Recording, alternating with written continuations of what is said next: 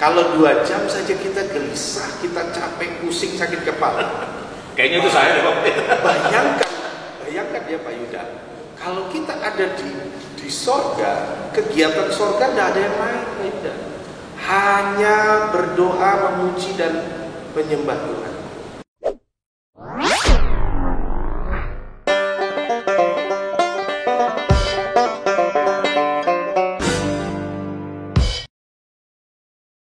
Hai, halo, salam jumpa bersama dengan saya Yuda di podcastnya RRI Sorong. Kali ini kita mengudara untuk episode pertama Kita Indonesia. Dan pemirsa dan juga penonton podcast RRI Sorong, hari ini kita mau berbicara dengan narasumber yang spesial sekali tentang bagaimana keberagaman agama yang ada di Indonesia, kemudian juga bagaimana membangun hubungan spiritual yang benar dalam ketaatan beribadah dan membangun hubungan yang baik dengan sesama tentunya. Kalau berbicara tentang Indonesia, di dalamnya tidak ada perbedaan, itu bukan Indonesia loh ya, sebab memang Indonesia hadir untuk menjadi satukan atau menyatukan perbedaan-perbedaan yang ada di sekitar kita, mulai dari budaya, mulai dari bahasa, pakaian daerah, sampai kepercayaan pun begitu banyak perbedaan yang ada di Indonesia. Semuanya bisa menyatu karena Indonesia. Saya tidak mau berlama-lama lagi untuk podcast saya kali ini di edisi perdana. Saya langsung memperkenalkan dulu narasumber saya saat ini. Selamat Bakudapa, katanya orang Sorong. Ya, untuk Pak Pendeta. Ya, okay. Shalom, Shalom, salam jumpa para pemirsa dan pendengar sekalian. Oke, Pak Pendeta, kita mau ngobrol-ngobrol nih tentang tadi di awal saya sempat mengatakan bahwa Indonesia, kalau bukan perbedaan bukan Indonesia, tapi semua bisa bersatu karena Pancasila, dan perbedaan salah satunya adalah agama, kepercayaan yang berbeda-beda rupanya di Indonesia ini sendiri. Nah, untuk Pak Pendeta sendiri, arti taat beribadah, ya, itu apa sih? Ya, dalam kebinekaannya ya, tentunya kita bisa melihat Indonesia berbeda-beda namun tetap satu ya, Bhinneka Tunggal Ika. Dan kita juga tadi kita sudah lihat bahwa di Indonesia terdapat beragam ya, dan kerukunan antar umat beragama ini mesti harus menjadi prioritas kita. Dan ada satu Pak Yuda, filosofi yang sangat luar biasa di Papua yang perlu diketahui oleh warga seluruh Indonesia dalam bingkai kebinekaan ini, yaitu satu tungku tiga batu. Satu tungku tiga batu. Ya, itu kita perlu perkenalkan untuk Indonesia karena di Papua punya budaya satu tungku tiga batu. Itu artinya mereka meskipun berbeda dalam satu keluarga, itu berbeda-beda agama, ada yang Muslim, Katolik, dan Protestan, mereka bersama-sama membangun dan saling mendukung, bahkan sampai kepada cara dan penyelenggaraan ibadah. Misalnya ketika Muslim mengadakan Idul Fitri ya, maka dari Kristen dan Katolik akan membantu penyelenggaraan daripada perayaan itu. Demikian pula ketika warga Kristen atau Katolik mengadakan Natal dan Paskah, tentunya dari warga Muslim di Papua akan mendukung penyelenggaraannya.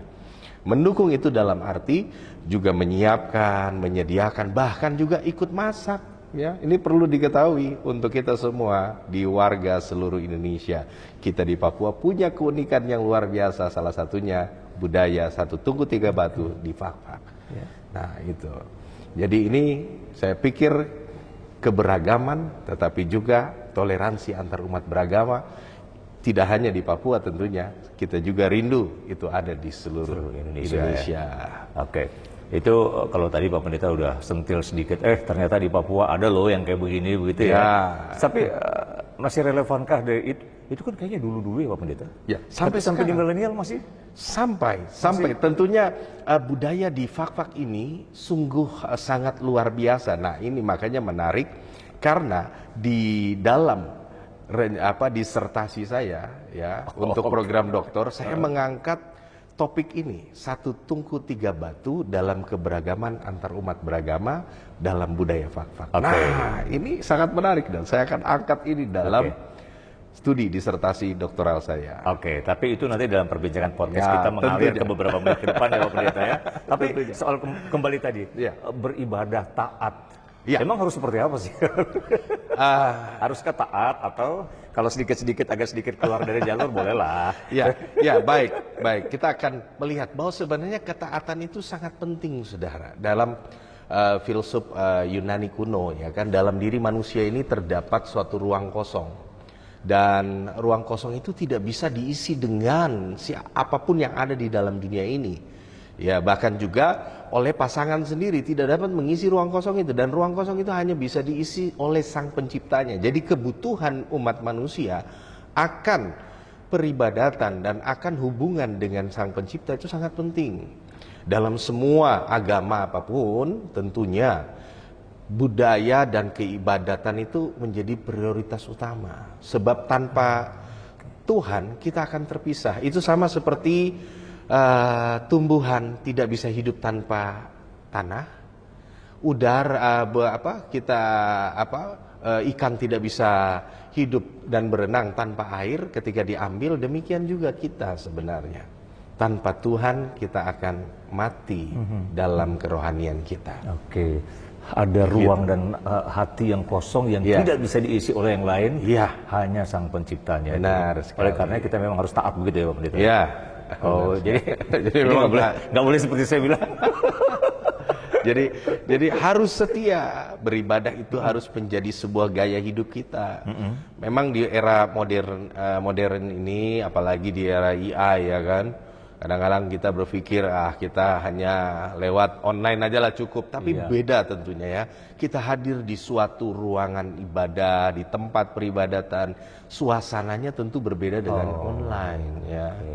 Jadi mari bangkitkan kembali semangat dan hati yang beribadah kepada Tuhan. Pak Pendeta, kalau dalam Alkitab sendiri ada nggak sih ayat yang memang mendukung bahwa kalian harus taat beribadah itu?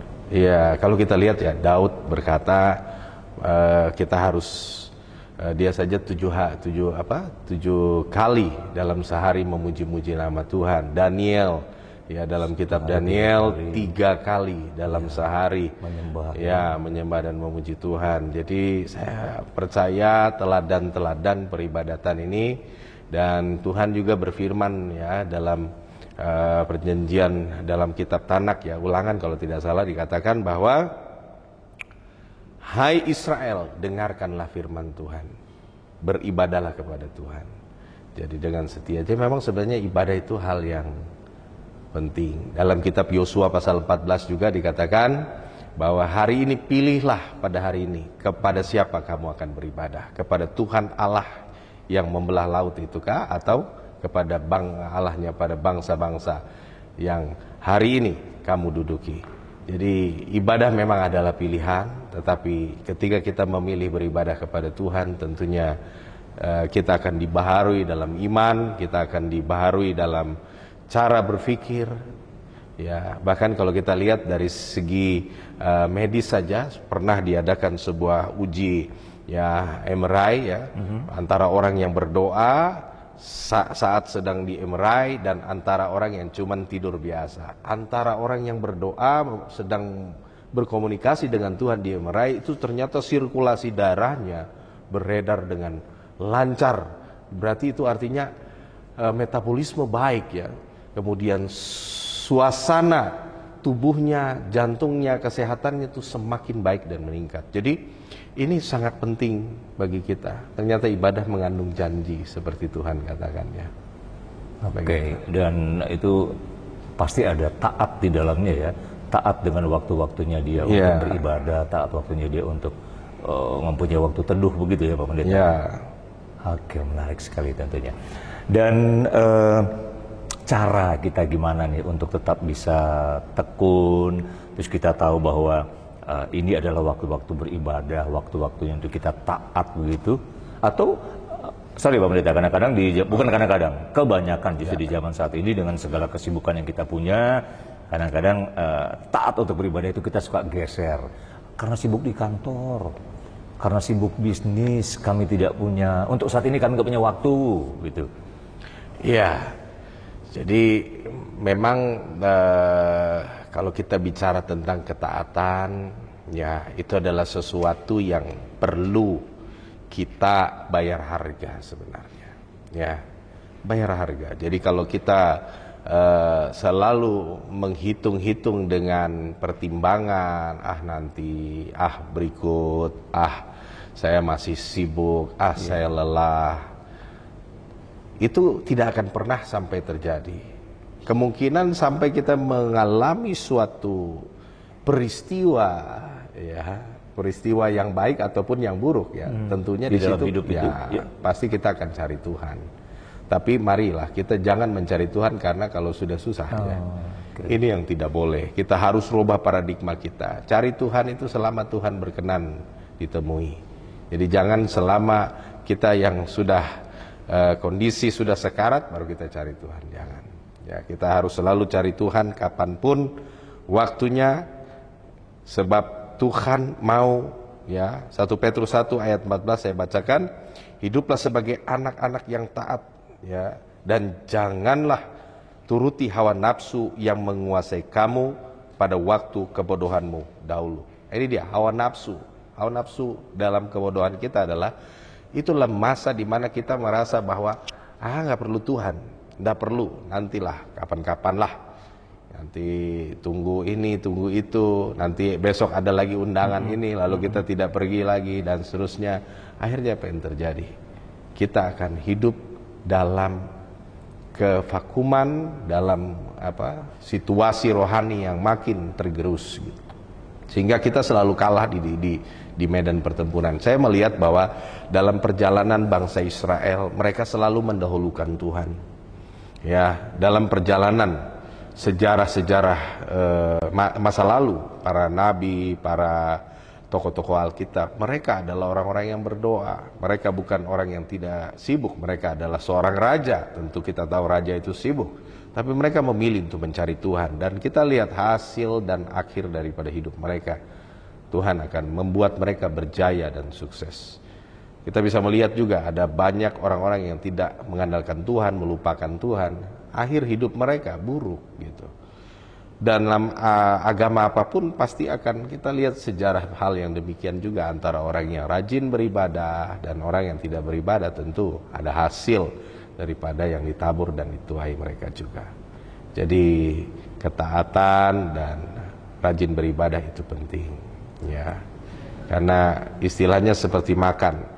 Tubuh ini butuh makan dan minum, itu daging kita, tapi ada roh yang membutuhkan juga asupan makanan rohani dan minuman rohani. Nah, ini yang penting ada di dalam diri kita. Itulah persekutuan kita dan hubungan kita dengan Tuhan melewati ibadah dan persekutuan. Ya, ya. Saya bersyukur Pak Yuda, kita di gereja kita ini setiap hari ibadah dalam persekutuan selalu ada kesaksian-kesaksian mujizat. Ada anugerah Tuhan, ada tanda heran Tuhan, ada orang sakit disembuhkan, tetapi juga ada yang datang dengan pergumulan yang cukup berat untuk pergumulan ekonomi. Ya, setelah kita doakan, dalam waktu yang tidak lama, ya 1 minggu saja, mereka sudah datang dengan sebuah kesaksian kembali bahwa doa mereka dijawab, begitu. Itu hal-hal peristiwa-peristiwa yang saya lihat pertolongan Tuhan ketika mereka bawa diri datang kepada Tuhan. Ya, jadi hal itu tidak bisa terjadi kalau kita di rumah, kita berusaha sendiri. Ya, mari kita bersama-sama dengan Tuhan melihat agar campur tangan Tuhan itu dapat terjadi. Tapi Pak Pendeta, kan di rumah saya bisa berdoa sendiri kan? Iya, benar. Kalau kita lihat di dalam Alkitab, ya, bahwa Tuhan itu bisa mendengar doa kita, tetapi lebih banyak peristiwa mujizat di dalam Alkitab itu dengan perantaraan orang-orang yang Tuhan pakai juga. Ya, contohnya ketika Hana mandul, kata firman Tuhan, dia datang ke rumah Tuhan dan ada Imam Eli di rumah Tuhan, menyangka dia sedang mabuk. Dia bilang, tidak, imam, saya menangis dengan keluhan saya. Lalu imam itu dengan otoritas Tuhan di bait Allah berkata demikian, pulanglah, pada tahun depan engkau akan memiliki anak. Dan tepat seperti yang disampaikan oleh imam atau pemimpin rumah ibadat pada waktu itu, 1 tahun kemudian lahirlah anak Samuel yang menjadi nabi bagi bangsa Israel. Jadi Tuhan pakai peristiwa Elia, ya, bagaimana Tuhan membuat bersama-sama dan mujizat dinyatakan, api turun membakar persembahan, hujan turun, dan 3 tahun 6 bulan mereka mengalami kekeringan. Dan ketika Elia berkata-kata di hadapan Tuhan dan bangsa Israel, mujizat terjadi. Jadi memang perlu 2-3 orang, kata firman Tuhan, ya, perlu dicatat, ya. Alkitab dan Yesus berkata, 2-3 orang berkumpul perkara itu dinyatakan ya sah, dan juga 2-3 orang berkumpul aku hadir, kata Tuhan. Jadi perlu ada sebuah persekutuan, perlu ada kebersamaan untuk berdoa bersama dan merasakan lawatan Tuhan. Jadi begitu, seperti kita lihat para rasul juga, ketika Petrus datang dalam sebuah perjalanannya, kita bisa melihat bayangannya atau sombarnya saja kepada orang-orang yang dibaringkan di pinggir jalan itu, kena bayangannya sembuh. Ya, kemudian ketika mereka menumpangkan tangan, terjadi kesembuhan. Begitu banyak peristiwa dalam Alkitab itu yang membutuhkan perantaraan hamba-hambanya juga. Dalam satu persekutuan. Dalam gitu satu ya? persekutuan. Oke. Dalam suatu peribadatan. Jadi jangan tinggal sendiri. Ya, kita butuh Tuhan. Itu sebabnya Tuhan memanggil pendeta, memanggil para pelayan, sehingga ada sebuah sarana ibadah. Nah, kalau kita hanya tinggal dan berkata bahwa cukup saya berdoa sendiri saja cukup, berarti sudah tidak perlu lagi ada pendeta, ya. Harusnya begitu, ya. Profesi pendeta harus ditiadakan begitu. Tidak, ini harus tetap ada, karena memang Tuhan sampai waktunya, sampai akhir zaman, Dia membutuhkan, ya, para hamba-hambanya. Bahkan Tuhan berkata, ya, Dia kekurangan pelayan, ya kan? Ya, mintalah kepada tuayan itu. Jadi tuayan banyak, tapi pekerja sedikit. Itu kan berarti menjelaskan bahwa ternyata pelayan itu sedikit. Gitu. Oke, jadi ada waktunya memang Anda bersaat teduh bersama dengan Tuhan sendiri, tetapi juga tanda Anda taat harus hadir di dalam gereja, gitu ya, bersama umat Tuhan yang lain, memuji dan membesarkan. Tadi Pak Pendeta menjelaskan cukup panjang lebar, ya, 1, 2 orang 3 berkumpul, di situ Allah hadir, bahkan ketika berdoa, doanya dahsyat dan iya. Oke, jadi cuma kadang-kadang ini Pak Pendeta, saya kurang suka pergi ke gereja karena ketemu banyak orang, karena saya nggak suka orang yang itu sih. Jadi sekarang kita begini, apakah kita sedang mencari Tuhan, ataukah kita sedang mau mencari manusia? Ke gereja kan kita nggak peduli dengan siapa, ketemu siapa. Sebenarnya kita mau ketemu Tuhan. Sebenarnya bedakan antara kita mencari Tuhan atau kita mau mencari validasi. Jadi istilah validasi, saya kalau nggak ke gereja dianggap saya kurang rohani, jadi saya mesti ke gereja nih. Validasi lagi. Kita nggak perlu validasi. Kita datang ke rumah Tuhan bukan karena mau dilihat orang, bukan karena mau dikatakan bahwa saya adalah kelompok yang setia, padahal hati saya jauh dari Tuhan, juga percuma. Jadi mencari Tuhanlah, pergi ke gereja, jangan melihat kanan kiri, jangan melihat kelas, jangan melihat karena itu satu kantor ada masalah dengan saya nggak mau pergi ke gereja, atau karena itu kita pindah gereja, ada juga ya. Ada. Saya nggak mau lagi ketemu sama dia, pindah gereja lah. Nah, itu sudah salah juga. Kita diberkati Tuhan, kita ditempatkan Tuhan dalam setiap tempat, itu ada rencana Tuhan atas kita di tempat itu. Jadi setia ya Bapak Ibu. Oke, berarti memang harus taat, dan ukuran seorang taat juga kan bukan karena tiap minggu ke gereja kelihatan, tadi Pak Pendeta bilang ya, kelihatan rohani ya. Padahal nggak begitu semestinya ya. Ya. Oke. Menarik sekali. Kalau tadi Pak Pendeta sempat mengatakan beribadah, kemudian ketaatan, itu semua adalah latihan untuk keimanan dan rohani kita. Itu latihan ya? Selama di dunia ya? Tuhan berkata, ya lewat Rasul Paulus, latihan badani terbatas gunanya, tapi ibadah mengandung janji, baik untuk saat ini bahkan yang akan datang. Ya. Jadi berarti kita bisa Paulus menganalogikan bahwa ibadah itu seperti orang sedang fitness ya, gitu.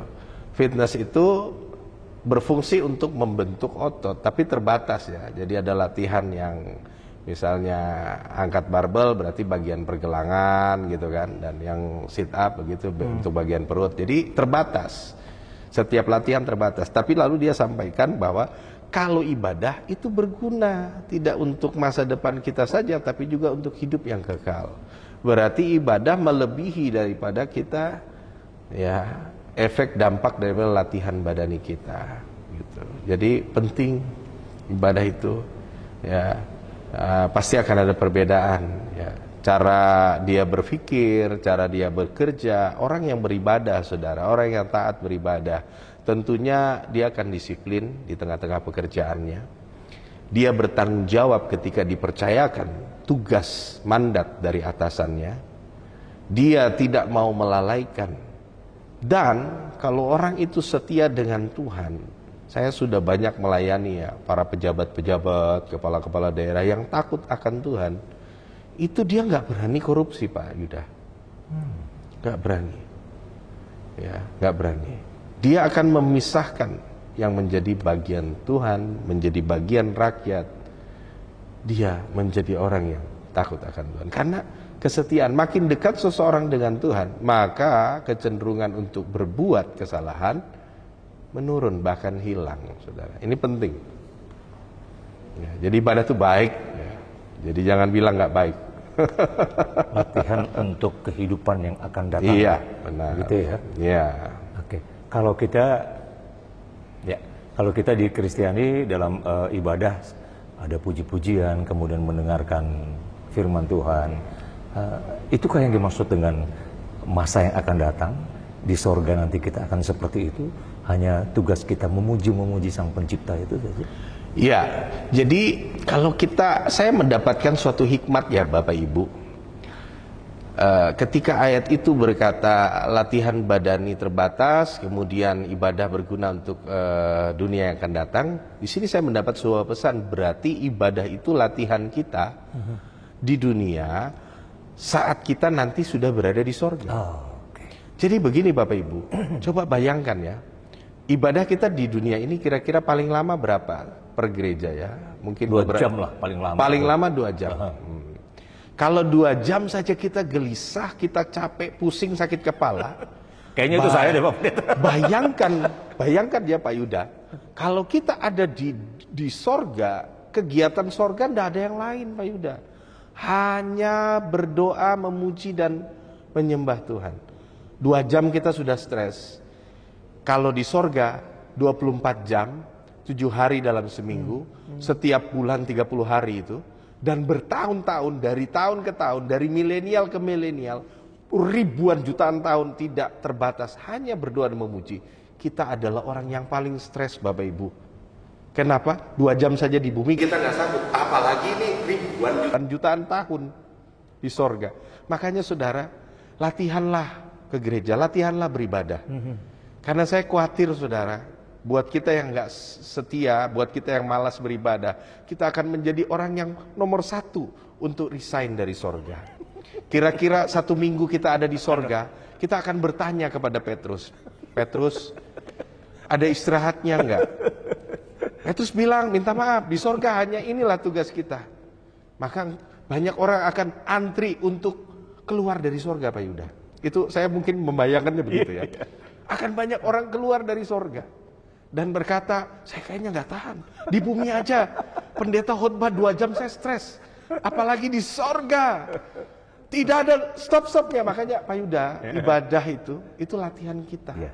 Supaya saat di sorga kita bukan menjadi orang-orang yang gelisah, seperti cacing kepanasan gitu ya. Jadi ayo mulai latihan. Jangan sampai kita bukan penduduk sorga nantinya. Kita nggak cocok di sorga tempat kita. Jadi mari. Ya, oke, seperti itu. Oke, menarik sekali. Oke, jangan kemana-mana dulu lah pokoknya. Nanti kita akan kembali lagi untuk sesi yang kedua, tapi lebih menarik lagi perbincangan kita tentang taat, beribadah. Kalau saat ini saya dengan pendeta, berarti tentang kehidupan anak-anak Tuhan atau umat Kristiani tentunya.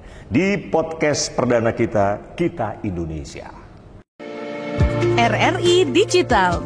Nikmati kemudahan interaksi, partisipasi, dan kolaborasi dengan RRI Digital. Interaksi, dengar dan saksikan siaran langsung kami, daftarkan akun kamu, dan mulailah berinteraksi di setiap program dan konten kami. Partisipasi, kreasikan konten kamu dengan berita, podcast, vlog, film, musik, dan playlist. Kolaborasi, kami mengajak berbagai komunitas untuk berkembang bersama melalui digital platform. RRI Digital sekarang menghadirkan terobosan baru, workspace platform dan online learning platform dengan fasilitas-fasilitas unggulan, monitor impact dan outcome, meeting online, video conference, dan library. RRI Digital menghadirkan fitur-fitur untuk peningkatan interaksi, partisipasi, kolaborasi, workspace, dan learning. Yuk, segera download RRI Digital. Podcast RRI Sorong Kita Indonesia bersama saya Yuda kembali lagi tentunya Pak Pendeta.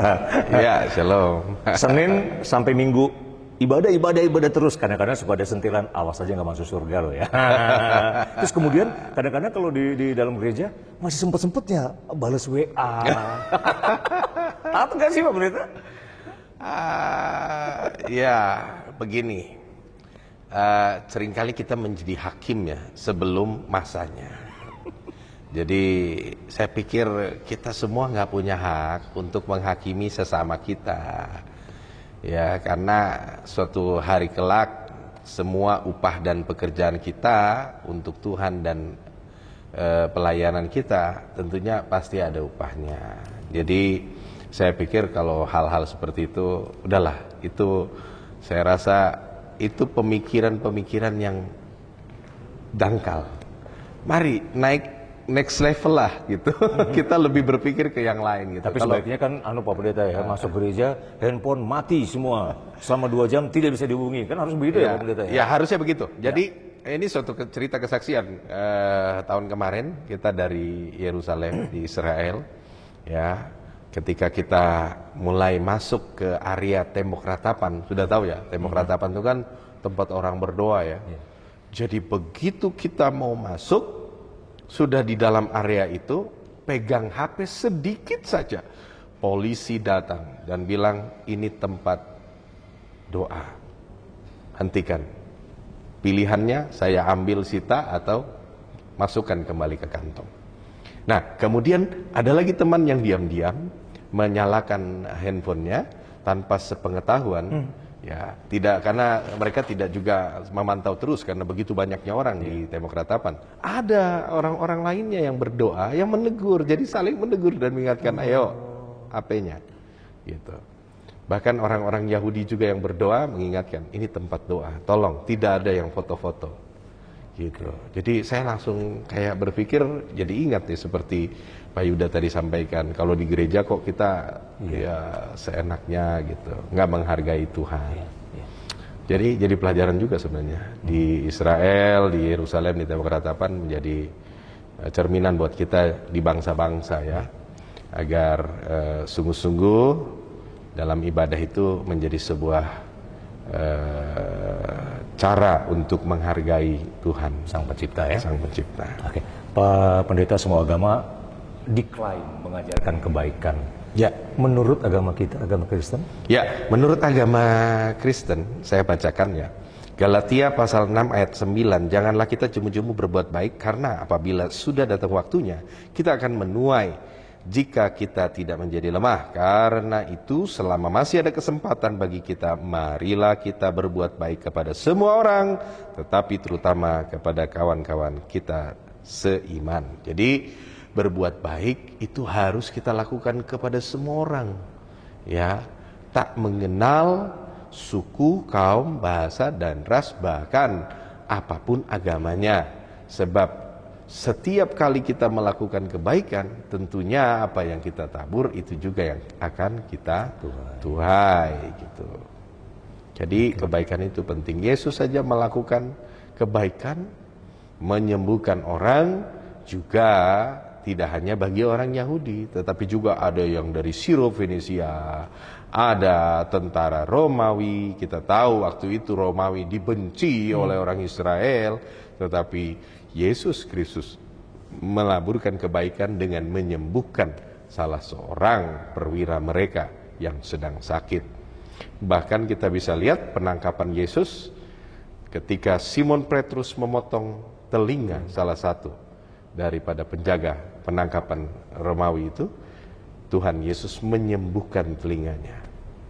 Jadi kebaikan itu tentunya harus buat semua orang, apapun agamanya, apapun suku, kaum, bahasa, dan rasnya, kebaikan itu tentunya kita akan terima dan anak cucu kita juga akan terima. Oke. Berarti nggak seperti hukum dunia, take and give gitu ya Pak Pendeta ya? Jadi mari kita jangan hitung-hitungan ya. Karena kalau kita selalu hitung-hitungan, suatu saat juga Tuhan memberi kita hitung-hitungan gimana? Sanggup nggak dihitung-hitung? Ya kamu punya ini juga kebaikan juga ini akan jadi jangan. Kita harus menabur tanpa berpikir ya, berpikir nanti kita untung apa, menolong tanpa. Jadi memang di ajaran Kristen berbuat baik untuk semua orang ya. Tidak perlu dia sedaerah dengan saya, seagama dengan saya. Itu tidak berlaku. Semua orang, semua makhluk ciptaan Tuhan, engkau harus berbuat baik kepada mereka. Harus berbuat baik ya. Jadi memang Tuhan mengajarkan kasih itu ya. Jadi kasih itu kepada semua orang. Karena begitu besar kasih Allah akan dunia ini, dia bilang dunia ini ya, berarti semua orang ya, tanpa mengenal dia menyelamatkan kita, menebus kita. Oke. Ajaran Kristen dikenal dengan 5 huruf itu, KASIH. Iya. Kasih. Kasih. Bahkan banyak juga kita lihat peristiwa-peristiwa yang terjadi di tanah air yang akhirnya boleh dilihat, kayaknya nggak adil ya dengan orang Kristen. Mau bangun gereja susah, gimana? Oh ini susah. Bahkan mereka selalu diintimidasi, tapi mereka enjoy saja gitu. Ya, memang kita, harus ada kasihnya gitu? Karena begini, kasih mengajarkan bahwa kita harus memikul salib bersama-sama dengan Yesus. Jadi justru penderitaan dalam kekristenan itu adalah kebanggaan dan kehormatan. Ya, jadi menderita salib itu adalah salah satu bagian daripada pengabdian kepada Tuhan. Dan Tuhan sendiri berkata, berbahagialah kamu jika kamu diani, ya disuruh berbahagia Pak Yuda ya.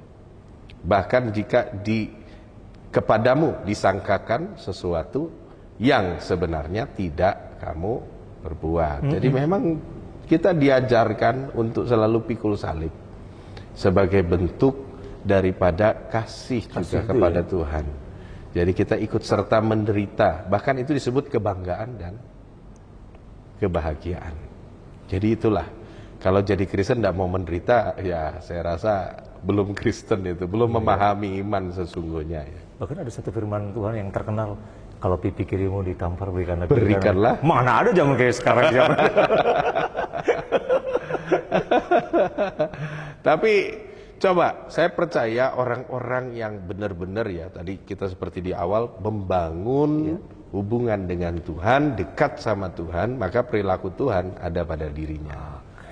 Ya, jadi kenapa tadi dikatakan bahwa orang yang tampar pipi kiri, pipi kanan itu sudah tidak berlaku lagi di zaman ini? Kemungkinan zaman kita ini sudah banyak orang tidak lagi dekat dengan Tuhan. Hanya orang yang dekat dengan Tuhan, yang tinggal di dalam firman-Nya, yang bisa berbuat kebaikan dan menerima segala salib yang harus dideritanya. Oke. Gitu. Yang bertahan sampai kesudahan akan mendapatkan gitu ya. Mahkota kemuliaan. Oke, Pak Pendeta, bagaimana sikap orang Kristen seharusnya terhadap orang yang nggak suka sama kita? Tetap mengasihi, sebagaimana tadi KASI. Sakitnya di sini, Tadi, makanya apakah kita memandang sebuah penderitaan itu sebagai bentuk daripada konsekuensi kita, ataukah kita memandang penderitaan itu akibat daripada kebencian kita? Jadi mari kita lihat dari mana kita berpikir dan dari mana kita mengambil keputusan untuk mengambil itu. Jadi tindakan kita, respon kita terhadap salib itu kembali kepada nurani. Makanya itu iman itu perlu dipupuk, membaca firman Tuhan perlu, ibadah itu perlu. Jadi saya rasa orang yang setia beribadah, taat, rajin, tentu beda cara dia merespon keberadaan dia di tengah-tengah penderitaan dan salib. Seperti hari ini kita bisa lihat efisiensi anggaran, ya kan? Apakah kita harus berontak kepada pemerintah, demo besar-besaran? Tidak kan? Dan kalau kita orang Kristen tetap mendoakan pemerintah, kita tetap setia kepada Tuhan, kita tetap semangat meskipun seperti Paulus berkata, aku tahu kelimpahan, aku tahu kekurangan, dan aku belajar mencukupkan diriku dalam segala keperluan. Teduh kalau dengar yang kayak begini. Haleluya. Ya. Pak Pendeta, hubungan antara ibadah yang benar dan juga tindakan kasih berbuat baik kepada sesama. Itu adalah mata rantai benang merah yang tidak bisa terputus. Berbuat baik. Jadi kalau dia beribadah, dia setia ibadah, maka dia akan membangun hubungan kepada sesama baik juga. Pasti aman ya. Ya, jadi sebenarnya itu sebuah circle ya, atau lingkaran yang tidak boleh terputus. Jadi kalau kita setia beribadah, maka pasti kita bisa berbuat baik. Kalau kita bisa berbuat baik, pasti karena kasih ada di dalam diri kita. Jadi ini sesuatu yang tidak boleh terpisahkan dan dipisahkan dari kehidupan orang percaya kepada Tuhan Yesus. Atau mungkin Pak Pendeta simpelnya kalau seseorang bisa dilihat imannya, taatnya, ketika hubungannya dia dengan yang di atas baik, pasti dengan sesama baik. Pasti dengan sesama baik. Tapi udah kelihatan kalau dia selalu begitu hadir menjadi biang kerok dalam segala hal keributan, kekacauan, pasti hubungan yang di atas nggak beres ya sih. Iya, benar sekali. Gitu ya, Pendeta? Benar sekali. Jadi memang itu adalah sesuatu yang tidak bisa dipisahkan, seperti mata koin ya, jadi kiri dan kanan. Jadi antara hubungan dengan Tuhan dan hubungan dengan sesama. Makanya simbol kekristenan itu salib. Ya, salib itu artinya menghubungkan antar kita umat manusia dengan Tuhan, dan horizontalnya melambangkan hubungan kita dengan sesama yang disatukan dalam hubungan. Jadi itulah lambang makna dari salib itu ya. Jadi, oke. Gitu. Pingin lama-lama kalau ngomong tentang kehidupan ini. Ya, baik. Pesan apa nih Pak Pendeta mau sampaikan untuk penonton podcast saya di edisi perdana Indonesia? Baik, Indonesia harus rukun dalam keberagaman kita. Kita bangga ya, kita punya berbagai etnis, kita berbagai suku, berbagai ragam bahasa, tapi juga kita punya agama-agama yang saling menopang dan mendukung. Sehingga itulah yang disebut dengan NKRI. Tapi juga kita punya kebanggaan di Papua. Satu Tungku Tiga Batu adalah filosofi adat suku Fak-Fak di Papua yang bisa bersama-sama membangun hubungan antara Muslim, Katolik dan juga Protestan ini sangat erat, ya, saling mendukung, saling melindungi, ya. Ini terjadi di Papua, dan saya rindu Satu Tungku Tiga Batu juga bisa menggema, membuming sampai seluruh Indonesia. Dan pesan saya untuk efisiensi anggaran, berdoa, belajar. Tuhan lagi didik kita, bangsa Indonesia. Tuhan lagi didik rakyat Indonesia untuk bisa menggunakan bijak segala berkat yang ada Tapi jangan berhenti mendoakan pemerintah kita. Jangan marah, jangan demo kepada pemerintah, tapi kita mendoakan mereka sehingga dalam kebijakan di dalam tahun ini tentu akan ada perubahan yang lebih baik dan efisiensi anggaran sudah ditiadakan tahun depan. Itu jadi doa kita bersama. Mari bangkit dan berdoa bagi Indonesia maju, Indonesia sukses dalam kemenangan bersama Tuhan Yesus. Ya, pemerintah di Kitangkas, terima kasih sekali untuk waktunya. Dan juga pemirsa podcast RRI Sorong dalam Torang Indonesia. Saya sudahi sampai di sini. Terima kasih. Umat Kristiani, tetap jalankan apa yang menjadi ibadah Anda. Terus beribadah dan menyembah Yesus Tuhan, Juru Selamat kita. Saya Yuda pamit bersama dengan kru. Selamat siang, ketemu lagi di podcast yang akan datang.